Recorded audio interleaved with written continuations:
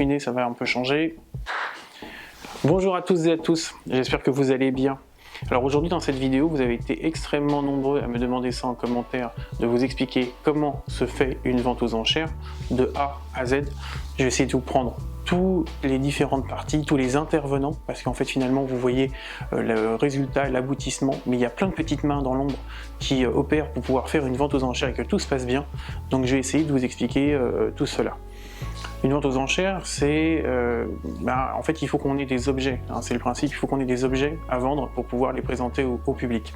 Pour présenter ces objets, pour les récupérer, comment on fait? On va faire des journées d'expertise, c'est-à-dire qu'on va inviter les gens à venir gratuitement faire expertiser leurs objets avec les commissaires-priseurs et les experts. Les commissaires-priseurs peuvent être sollicités aussi d'une manière comme ça, ponctuelle, par des clients particuliers ou professionnels qui souhaitent vendre leurs objets.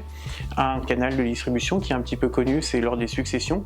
Les gens, finalement, ils ne savent pas quoi faire des objets de leurs parents, ou ils ont besoin de vendre des objets pour payer des droits de succession, et ils vendent leurs objets, leur collection parfois, en vente publique, et donc ça vient par le biais des notaires. Il y a une autre partie qui sont les ventes judiciaires, c'est-à-dire quand c'est l'État, suite à un jugement, qui ordonne au commissaire-priseur judiciaire, devenu commissaire de justice, de faire une vente aux enchères pour liquider en fait les biens d'une société. Une fois que les objets sont en notre possession, ils nous sont confiés, donc on fait un bon de confier ou un mandat de vente, c'est-à-dire que les particuliers, une fois qu'ils ont eu une estimation ou une expertise de leur objet, qu'ils sont d'accord sur les frais de vente, qu'ils sont d'accord sur le montant de l'expertise et de l'estimation, eh bien on fait un mandat de vente. Un mandat de vente, c'est quoi? C'est vous autoriser un commissaire-priseur à vendre en votre nom. Pourquoi on dit à vendre en votre nom? Parce qu'en fait votre nom n'apparaît nulle part. C'est la seule barrière qu'il y a entre le vendeur et l'acheteur. Le vendeur ne sait pas qui est l'acheteur et l'acheteur ne sait pas qui est le vendeur. C'est le commissaire-priseur qui est ce qu'on appelle un tiers de confiance.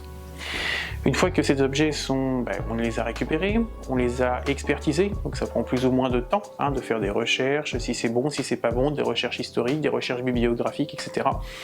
Les objets, dans ce laps de temps, ils sont stockés. Souvent pour les bijoux, ils sont stockés dans un coffre de banque, puisque toutes les assurances nous demandent d'avoir des coffres en banque pour sécuriser vos objets.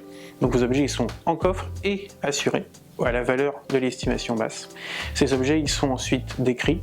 Ces objets ensuite après ils passent dans les mains d'un photographe qui va faire plusieurs photos pour donner le plus envie d'acheter cet objet lors d'une vente. Là, à ce moment-là, il va y avoir un petit temps où ça va être la publicité de la vente.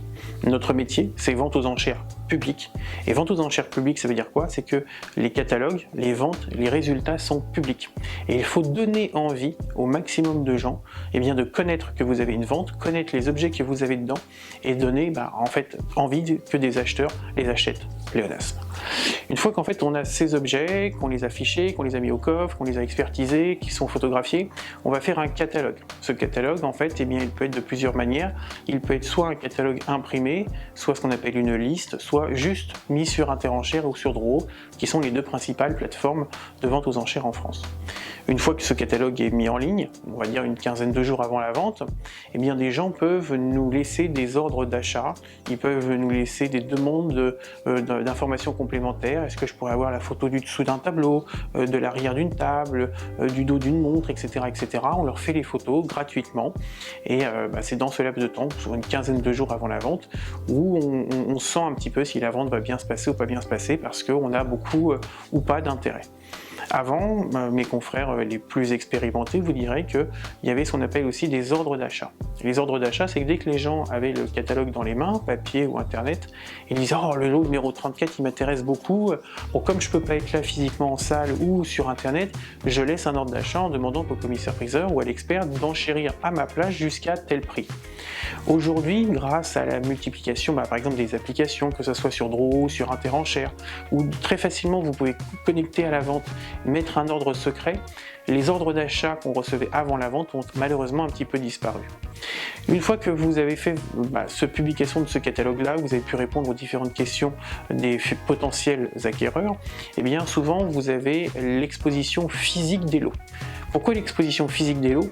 Parce qu'en fait, la vente aux enchères étant publique, il faut que vous ayez un moment pour que vous puissiez regarder l'objet, le prendre en main, vous rendre compte si, par exemple, sur une montre, est-ce que ça vous va, une bague, elle vous va bien, le rendu du bois sur un meuble, d'un tissu, d'un vêtement, etc., etc. Et en fait, ça nous permet, nous, de différencier deux choses. Une vente aux enchères physique, vous n'avez pas de délai de rétractation, parce que quand vous avez une vente aux enchères online, c'est donc de la vente par correspondance, et il y a un délai potentiel de rétractation de 14 jours. Attention, on n'est pas non plus façon Vinted, Device Dressing et autres, ou eBay. Vous imaginez, vous êtes un acheteur, placez-vous un petit peu du côté du vendeur. Il a su dès le soir de la vente qu'il avait vendu un objet, eh bien vous ne seriez pas content, vous, en tant que vendeur, qu'on vous plante entre guillemets et qu'on ne vous paye pas l'objet. Donc voilà, s'il vous plaît les acheteurs, quand vous faites cet acte d'achat-là, soyez raisonnables et soyez bienveillants de payer rapidement vos objets. Et de toute façon, si vous faites ça plusieurs fois, il y a un système en France qui s'appelle Thémis, qui vous bloquera et qui indiquera au commissaire-priseur en France que vous êtes un mauvais payeur, et donc on vous bloquera l'accès aux ventes aux enchères. Une fois que vous avez fait cette petite exposition physique, se passe le moment de la vente aux enchères. Le moment de la vente aux enchères, c'est ce qui nous plaît le plus en fait. C'est là où on est des acteurs qui jouent une seule fois une pièce, sans répétition, sans rien, c'est sans filet. Et il faut être bon au micro pendant 2, 3, 4, 5 heures d'affilée, sans pause, sans temps mort, toujours que ça soit réactif. Ça c'est vraiment, je pense, avec les commissaires-priseurs, les experts, c'est le moment qu'on aime le plus. Une fois que la vente est faite, vous imaginez une vente, ça peut être 100, 200, 300, 500 lots, et bien vous avez autant de lots, vous avez autant d'acheteurs que de lots. Donc vous pouvez envoyer par exemple ce qu'on appelle des bordereaux d'achat. Un bordereau d'achat, c'est on confirme que monsieur X ou madame Y a acheté dans la vente du tel jour de maître X un lot décrit comme tel pour la somme de temps. Et bien ce papier, ce bordereau d'achat, c'est comme si c'était un certificat d'authenticité. En fait, on l'oublie souvent de le dire, mais par exemple, si un jour vous vous faites cambrioler, vous avez un sinistre chez vous, votre facture, votre bordereau d'achat dans une vente aux enchères, eh bien, vous permet d'être un certificat d'authenticité pour vos assurances notamment. Une fois que l'objet il est vendu en salle des ventes, de manière physique, eh bien, il retourne à l'étude ou il retourne dans les entrepôts des commissaires-priseurs. Et là, on attend une dizaine de jours ou une quinzaine de jours pour que les lots soient payés et que les acheteurs viennent eux-mêmes ou mandatent un transporteur pour venir chercher un objet, quel qu'il soit, du plus petit au plus gros, parce que des fois vous achetez un bijou ou un objet qui est à l'autre bout de la France et vous ne pouvez pas forcément vous déplacer. Attention, ces frais-là, c'est pas les commissaires-priseurs qui les prennent, c'est les sociétés de transport. Donc on n'est pas forcément dépendant des prix qu'ils pratiquent. Et pareil, en fait, les commissaires-priseurs ne sont pas des emballeurs, ils ne préparent pas les lots. En fait, dès que le marteau tombe et que le mot adjugé est prononcé, ce qui permet de faire le contrat de vente, techniquement, eh bien cet objet est sous votre responsabilité et sous la responsabilité de l'acheteur. Là, vous voyez, je viens de vous expliquer un petit peu tout ce qui s'est passé entre le moment où je viens de faire la journée d'expertise avec un commissaire-priseur et le moment où je viens de vendre l'objet en tant qu'expert au micro et après lorsqu'il repart au stockage ou chez le commissaire-priseur, et bien pendant toute cette durée-là, il n'y a pas que l'expert ou il n'y a pas que le commissaire-priseur.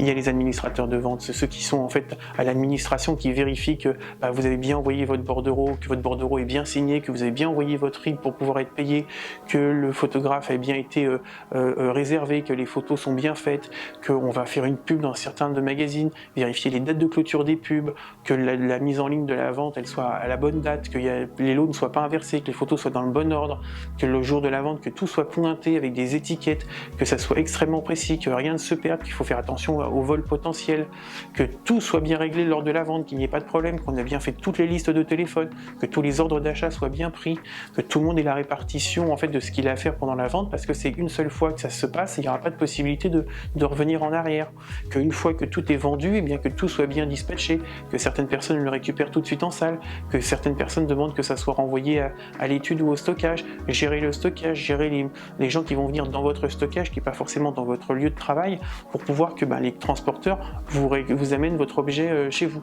Donc vous imaginez, c'est vraiment une chaîne humaine qui permet que tout se passe bien. Quand vous vendez en vente aux enchères, c'est toujours les questions, on me dit, vous savez, vous avez des frais.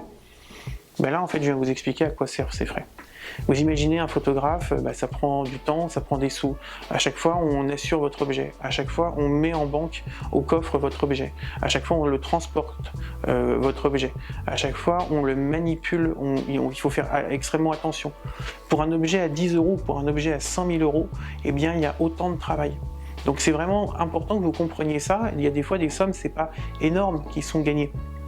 C'est parfois une dizaine d'heures de travail sur un objet, et sur un objet à 100 € où vous allez prendre 30% de frais entre l'acheteur et le vendeur, eh bien vous allez gagner que 30 € pour peut-être une dizaine d'heures de manutention. Finalement, c'est 3 € de l'heure.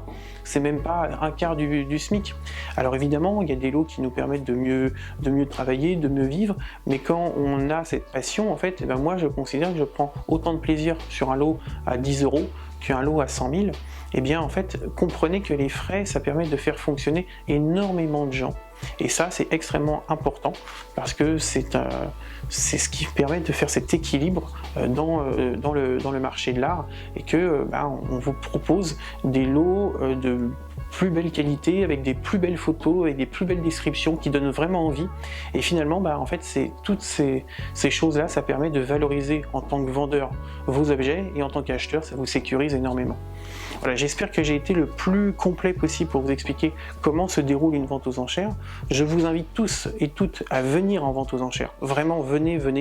Les ventes aux enchères sont publiques, elles sont gratuites, il n'y a pas de droit à payer. Il ne faut pas avoir peur, les portes sont ouvertes, il ne faut pas avoir peur non plus de venir en exposition, venir voir les objets, toucher les objets.